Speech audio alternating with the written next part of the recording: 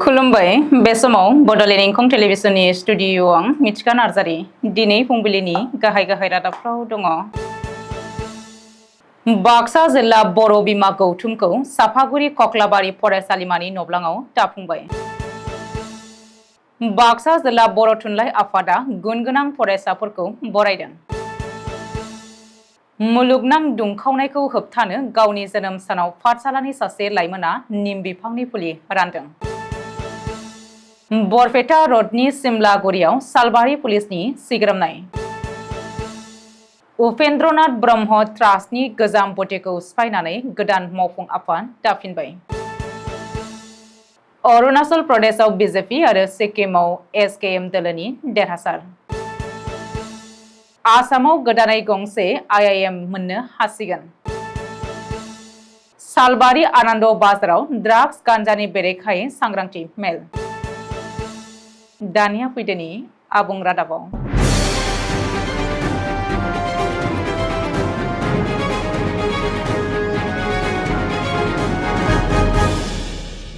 बाक्सा जिल्ला बर' बिमा गौथुमखौ मैया रबिबारखालि साफागुरि कक्लाबारि फरायसालिमानि नब्लाङाव दाफुंबाय। गुबुन गुबुन जिल्लाफोराव दाफुंनाय बायदिनो मिरु बर' बिमा गौथुमनि बानजायनायाव बाक्सा जिल्ला एबसुनि बेन्दोंनि साफागुरि कक्लाबारि दखरा दुलाराय बर' फरायसा आफादनि बेन्दोंनि सिङाव थानाय हजुवानि साफागुरि कक्लाबारि फरायसालिमानि नब्लाङाव दाफुंनायजों लोगोसेनो आइजोफोरनि जर'खा सावरायनाय हाबाफारि जानानै थाङो।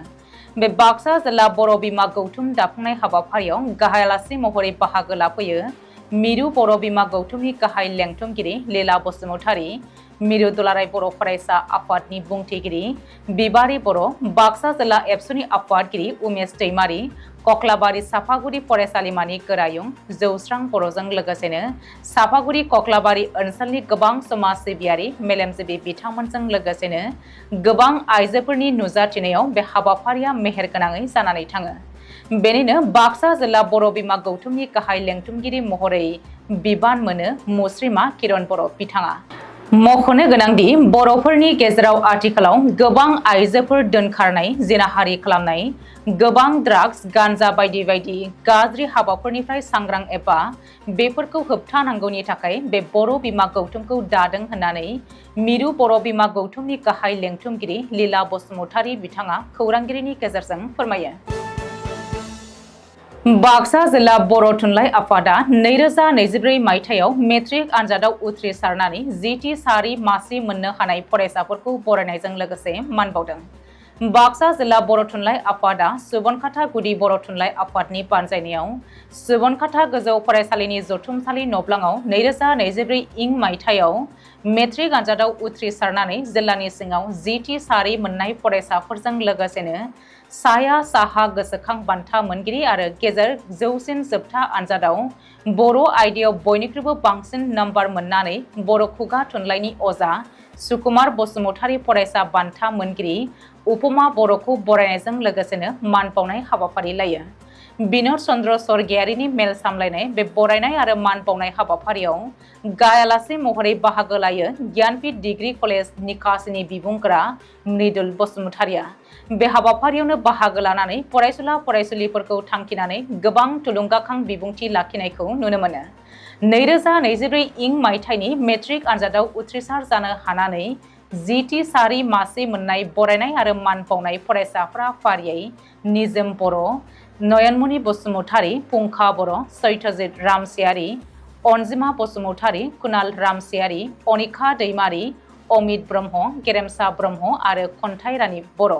लोगोसेनो साया साहा बान्था मोनगिरि निजोम बर' आरो गेजेर जौसिन आनजादाव बड' MIL 97 जौखोन्दो नाम्बार मोननाय फरायसुलि उपमा बर'खौ खुगा थुनलाइनि अजा सुकुमार बसुमतारी फरायसा बान्थाजों बरायनायजों लोगोसेनो मान बावनायखौ नुनो मोनो। बे हाबाफारियाव बाक्सा जिल्ला बर' थुनलाइ आफादनि आफादगिरि नेहाथारिजों लोगोसेनो गुबुन गुबुन बिबानाव थानाय बिबानगिरिफोर आरो बाक्सा जिल्लानि सिङाव थानाय गुदि बर' थुनलाइ आफादनि बिबानगिरिफोरखौ बाहागो लानायखौ नुनो मोनदों। बजालि जिल्लानि पाठशालायाव डिम्पी तालुकदार मुंनि सासे हिनजावसा लाइमोना गावनि जोनोम सानाव बयनोबो निम बिफांनि फुलि राननानै हरदों।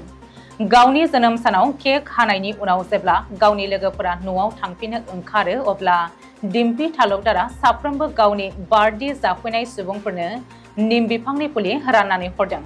लोगोसेनो 5 जुन मुलुगनां आबहावा सानाव जाहाथे बयबो बे गाव हरनाय निम बिफांनि फुलिखौ बयबो गाव गावबागावनि न' लांगोना एबा लामाफोराव गायहोयो बेखौ खावलायदों। मानो होनोब्ला साननैसो सिगाङाव जेब्ला अखा हायाखैमोन अब्ला पाठशालानि दुंथाइ बिदुङा 40 डिग्री सेल्सियास सौहैबायमोन। बेनिखायनो मुलुग दुंखावनायनिफ्राय रैखा मोननो थाखाय जों बयबो बिफां गायनांगौ होननानै बुंदों डिम्पी तालुकदारा। गय फाथै गलायाव सिग्रोमनायाव लेखा बिलाइयाव लिरनाय गान्जानि गोबां पेकेट बोखांनो हायो आरो जब्द खालामनो हायो बाक्सा पुलिसा। गासै गान्जा बोखांनो हादों 557 ग्राम। सालबारि महकुमा पुलिस बेंगिरि नीलतपुर सैकियानि दैदेननायाव सिमलागुरि पुलिसनि हेफाजाबजों सिग्रोमनायाव गान्जाजों लोगोसे हमो गोबर्धना थानानि बेन्दोंआव थानाय गबिन्दपुरनि 25 बोसोर बैसोनि गुलाब राब्बा मुंनि गान्जा फालांगिरिखौ। बे समाव सिमलागुरि पुलिसनि जिम्मायाव हमजाबाय गुलाब राब्बानिया। क'क्राझार जिल्लानि सिङाव थानाय NIBनि न'फ्लाङाव रबिबारखालि UNB ट्रास्टनि गोजाम आफादखौ सिफायनानै गोदानै दाफिननाय जायो। बे हाबाफारियाव दुलाराय बर' फरायसा आफादनि आफादगिरि दिपेन बर'नि दैदेननायाव मिरु आफादनि मोनसे हानजाया बाहागो लायो।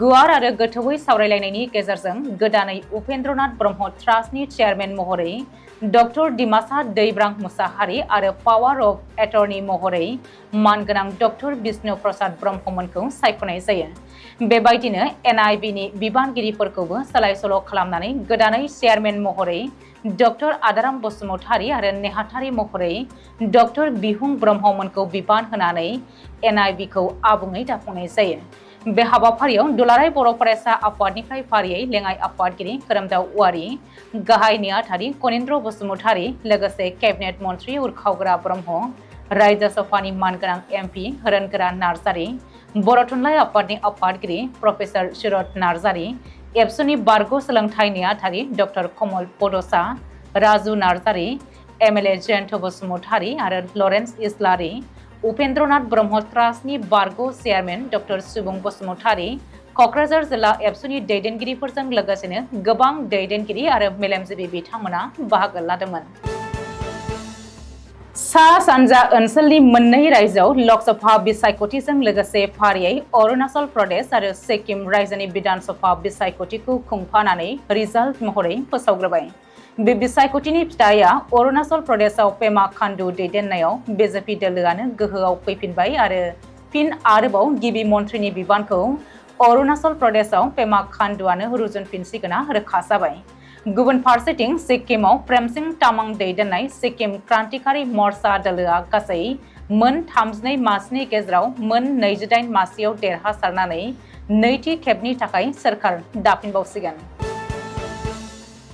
मिरु सोरखारनि सुबुं सम्पद बिफाना गनायथि होनाय बायदियै आसामाव गंसे गोदान IIM मोननो हासिगोन होननानै आसामनि गिबि मन्थ्रि डक्टर हिमन्त बिश्व शर्माया मिथिहोदों। सुलुङाव फोरमायथिनाय बायदिब्ला मिरुनि सुबुं सम्पद एबा सोलोंथाइ बिफाना कामरुप जिल्लानि मारापिथायाव लुफुंनो थाखाय गनायथि होदों। गुवाहाटी नोगोरमानि साखाथियाव थानाय मारापिथायाव बे IIM एबा इन्डियान इन्स्टिट्युट अफ मेनेजमेन्ट फसंथानखौ लुफुंनो हायोब्ला गमामायैनो आसामनि फरायसाफोरा फरायनो खाबु मोननो हागोन। बाक्सा जिल्लानि सालबारि महकुमा बेन्दोंआव थानाय गोबां ओनसोलफोरजों लोगोसे आनन्द बाजारावबो उन्दै उन्दै लाइमोन गथ'फ्रा ड्राग्स आरो गान्जा सोबनाय एबा जानायनिफ्राय लानानै बेफार फालांगि खालामदों। आनन्द बाजारनि गोथैसालियाव खुलायै ड्राग्स गान्जा सोबनाय गुबुन गुबुन जायगा एबा ओनसोलफ्राव ड्राग्स आरो गान्जा फालांगिया गिखांहोदों गासै सादा सिदा सुबुंफोरखौ। जोबनायाव ड्राग्स बेरेखा कमिटिनि आफादगिरि हुसेन आलीनि दैदेननायाव रायजोआ फेग्रा मुवानि बेरेखा मोनसे आफाद दाफामनाय जायो। सांग्रांथि मेलनि गेजेरजों बिबुंथि लाखियो। फैबाय थानाय समाव रायजोफोरखौ लाफानानै गामि गामि हाबनानै गोख्रों सांग्रांथि मेलबो लानाय जागोन।